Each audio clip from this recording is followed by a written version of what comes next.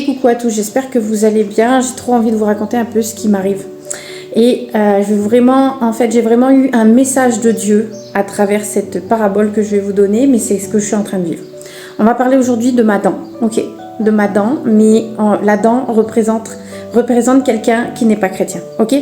Donc je suis en train de faire une rage de dents depuis une semaine et demie, et au final, dans cette dent, au début, j'ai vu que j'avais mal et je me suis dit ça doit être encore ma dent de sagesse qui pousse, mais qui me pousse comme ça. Donc, j'ai essayé de trouver une logique à pourquoi j'avais mal, ok?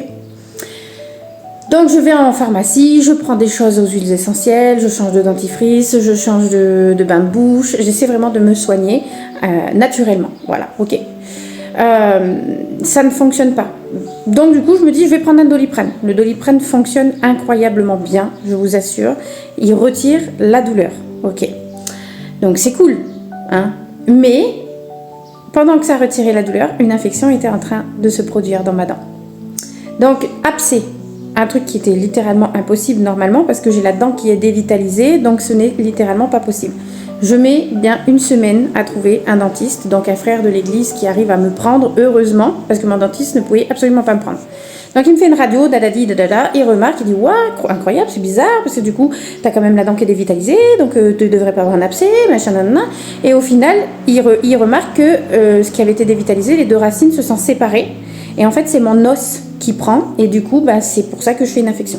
Donc pour revenir un peu à la parabole, donc ma dent représente quelqu'un qui n'est pas chrétien, qui va essayer de se soigner, comme j'ai essayé de le faire avec du naturel, à la pharmacie, avec les choses du monde, médecine chinoise, médecine douce, psychologie, tout ça. On ne dit pas que c'est pas bien la psychologie, d'accord?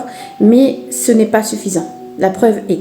Le Doliprane représente ce qui retire ta douleur. Donc, le développement personnel, le fait de se recentrer sur soi, de faire un peu une rétrospection, comme ça on dit, de sa vie.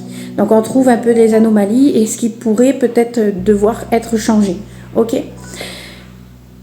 Les antibiotiques, parce qu'aujourd'hui j'ai des antibiotiques, mais il me donne des antibiotiques parce qu'il doit arracher ma dent. Au final, je vais la perdre. Ok ? C'est un traitement que tu vas prendre le temps que cette dent disparaisse, donc que ce soit déraciné et qu'il n'y ait plus de douleur. Donc pour le non-chrétien, c'est le traitement, l'antibiotique, c'est trouver des personnes autour de toi, donc moi je le perçois comme ça, qui ont la vérité. Donc des personnes qui ont le Saint-Esprit, des chrétiens, des vrais chrétiens, qui vont pouvoir t'amener et produire en toi un réconfort, t'amener la parole de Dieu, et pour t'amener à trouver Christ. Parce que quand Christ va venir te chercher, il va te déraciner, il va te retirer de toutes les malédictions, de tout ce qui t'a retenu de ta vie d'avant, comme ma dent, tu vois, qui devrait plus être là parce qu'elle produit du mal en fait à mon os.